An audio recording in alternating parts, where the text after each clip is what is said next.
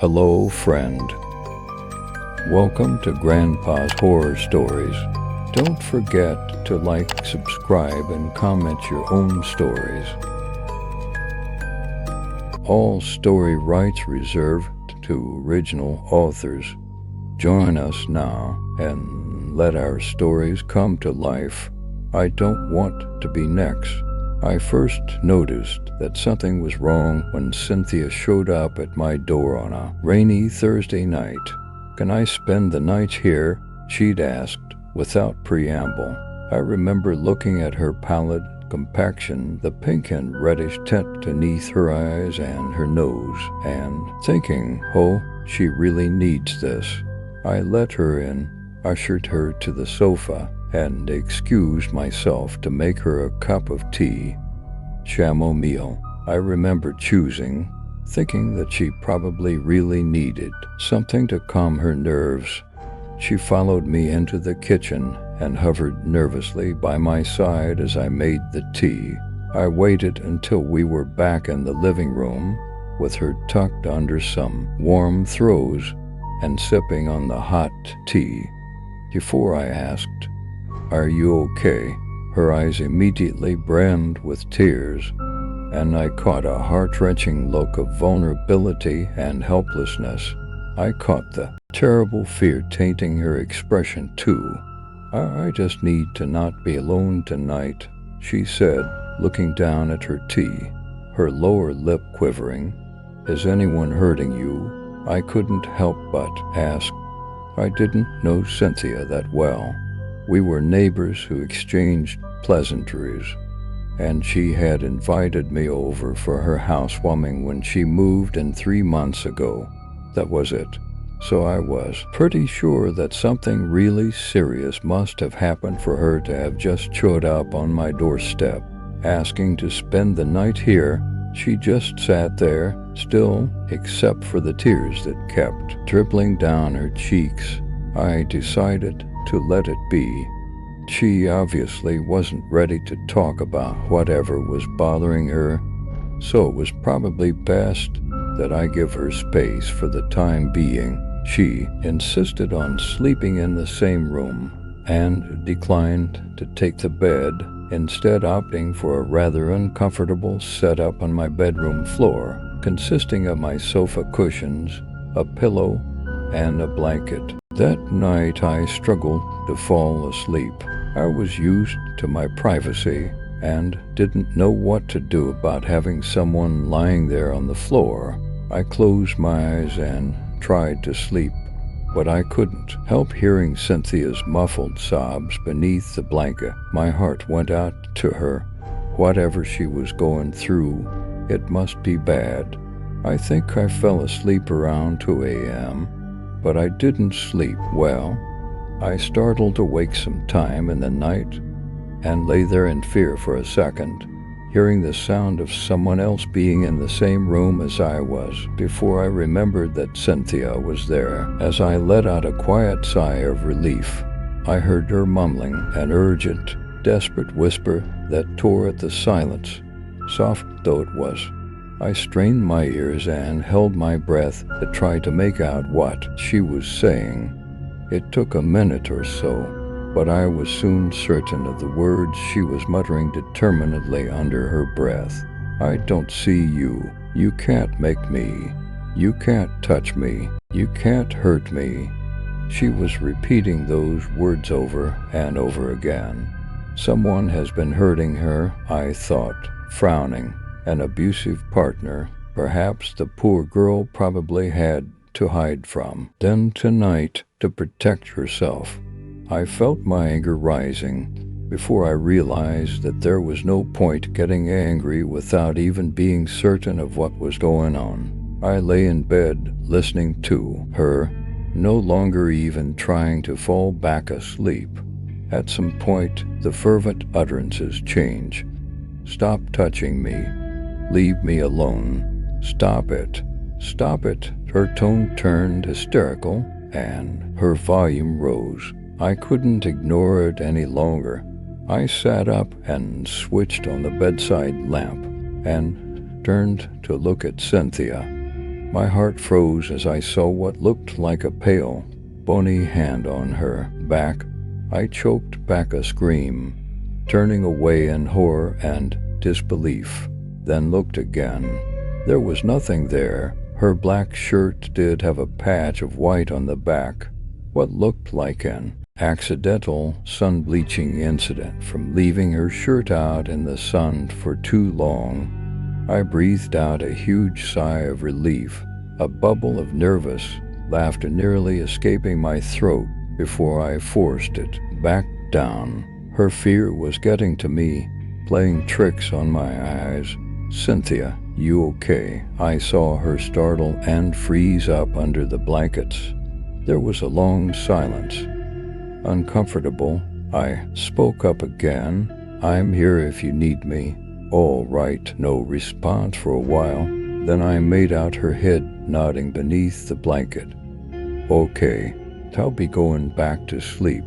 Would you like me to keep the light on?" Her head bobbed again beneath the blanket. "All right then. Good night, Cynthia. Everything's going to be okay." My words sounded empty and ineffectual even to myself. I sighed softly, then turned away and tried to go back to sleep, pulling the covers over my face to block out the light. After that night, Cynthia didn't drop by anymore, but I popped by her place to check on her from time to time just to make sure she was all right and that no one was around trying to hurt her. She seemed frailer and sicker by the day, but declined to see a doctor, no matter how many times I urged her to. I was worried for her, but my life was getting hectic at that time, so I didn't really have much time to dwell on it, beyond showing up once in a while with some muffins and whatnot. But one day I was awoken in the middle of the night by the sounds of someone screaming and the voices of two men. I sprung out of bed, grabbed the baseball bat by my bed for good measure, and ran to the door, flinging it open. Bat up at the ready, I was greeted by the sight of Cynthia screaming and struggling with two police officers who were trying their best to calm her down.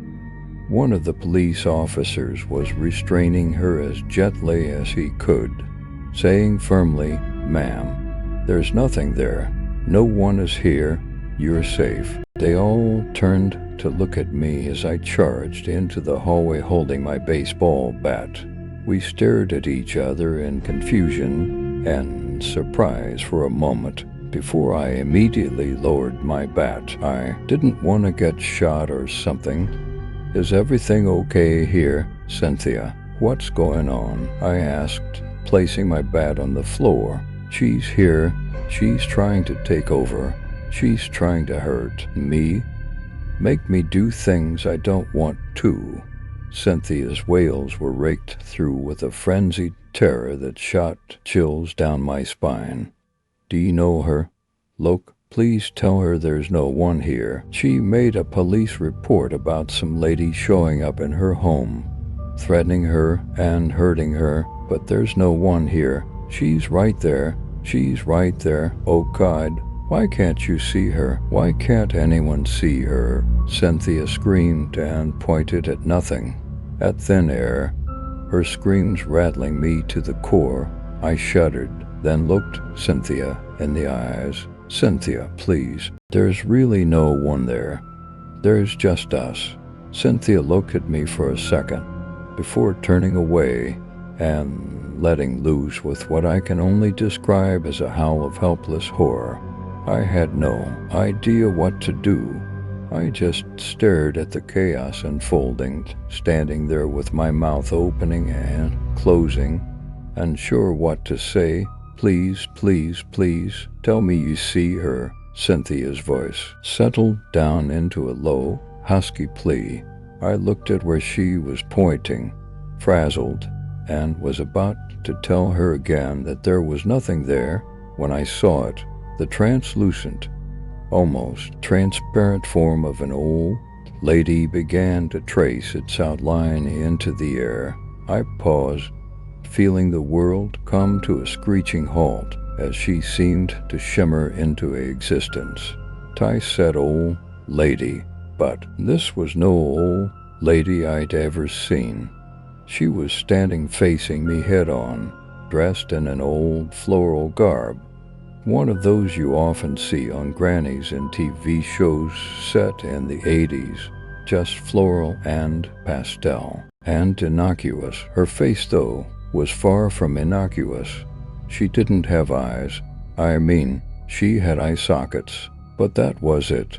Just two empty holes that seemed drilled into her face. They weren't bloody, just empty eye sockets that seemed to have healed over and dried up. Her nose was just a gash on her face, right in the middle of that gaunt, almost skeletal face. I say almost because there was flesh all right and skin, just not how you would expect healthy flesh and skin to be. This was graying, ashy skin stretched over bones. Her mouth was odd, like a child's depiction of how a mouth should look like, too oddly formed, tightly knit lips that were slapped onto her withered face. She seemed to be looking right into my soul with her eye sockets. I think I was frozen in place for too long, for Cynthia suddenly jerked me out of my horrified silence with a yell tinged with hope. You see her too. The cops turned to look at me as I stared transfixed at that wretched creature before me. I could feel the blood draining from my face, and static began to crowd the corners of my vision. I tried to speak, but my lips had gone dry and my tongue felt too big for my mouth. You see her too, right? Tell them you see her too, Cynthia cried. Then that creature smiled, or at least I think she, or rather it, tried to, pulling the corners of its lips apart, stretching the lips such that a part of its skin tore. Then it put a finger on its lips. I wanted to scream, to start running, but an unearthly cold wave enveloped me, and suddenly I just knew. I knew that if I were to point it out, if I were to say or do anything to highlight its presence, it would come for me. I stood there in limbo for what felt like an eternity. I looked at the hope welling up in Cynthia's eyes, her desperation written on her face, then at the cops, who were beginning to look a little unsettled. Then I looked at its face. It continued to smile and hold a finger to its lips. Then it tilted its head, as if curious about what decision I'd make. I don't know how, but it made its intentions crystal clear. I knew it in my bones, right then and there, that if I betrayed its existence, I would be next. I knew what I had to do, but it wasn't easy. It wasn't easy at all. I forced a confused look onto my face and looked away from that creature, straight at Cynthia, with both cops watching me closely. I'm sorry, Cynthia. There's really no one there. I really tried to look. There's no one. I saw the bubble of hope on Cynthia's face burst, and watched as her expression crumbled into one of despair, rage, and terror. It broke my heart. I nearly teared, but I held the tears back. No, you saw her. I saw your face. You saw her. I know it. Tell them. Cynthia began kicking and screaming again. The cops looked relieved. I think for a moment they might have sensed something there, or saw from my face that something could possibly have been there. With my denial, they had the go-ahead to go right back to the life they knew, to the facts of the world that they were certain of. I'm sorry, Cynthia. I'm so sorry, I said, and turned away from her. I grabbed my baseball bat and went back to my apartment, closing the door behind me. The commotion lasted for a long 10 minutes or so before I heard some other personnel arrive at the scene, probably medics, and they carried her away, screeching and wailing, directing occasional insults at me. Insults like traitor, coward, liar. I just listened wordlessly, filled with shame and gripped with an unbreakable dread, until everything fell silent again. Cynthia was released from the psychiatric ward a few months later. I ran into her on the way out one day, and she simply walked by me, only the stiffening of her spine letting me know she had seen me. She was a pale, thin mess. She looked so sick. I wondered why the psych ward had released her. Maybe she had claimed to no longer see that creature around anymore, pretended that she was mentally unwell, but all recovered now. I turned to call to her, to apologize, to say something, anything, when I saw it again, the malformed old lady. It was following her, walking so close to her its head was right above her left shoulder. It turned its head a full 180 to face me, its neck obviously not restricted by the physical limits humans faced. Then it smiled again, tearing yet another rip into its lips, and it held up a finger once more.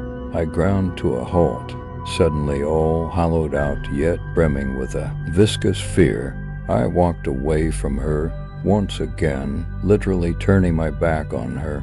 I still see Cynthia sometimes, though less and less so. She hardly seems to leave her apartment nowadays. In fact, I haven't seen her for a whole week, and the mail at her mailbox is piling up and spilling over. I know I should go and check on her, but I can't. I feel like I almost physically can't. I think of taking those few steps next door and my body freezes up. I honestly do not know what to do. I'm thinking of just moving, putting Cynthia out of my mind forever. Try to suppress the guilt, shove it down so hard that it curls up into a ball and rolls to a back corner of my mind where it can stay buried under tons of distractions. I know that what I've done, what I will keep doing, it will weigh on me for the rest of my life. It will be the one thing I am ashamed of, that I can't shake. But I don't have a choice, do I? What could I have done? What can I do? I don't want to be next. https://www-reddit.com//the dark sea/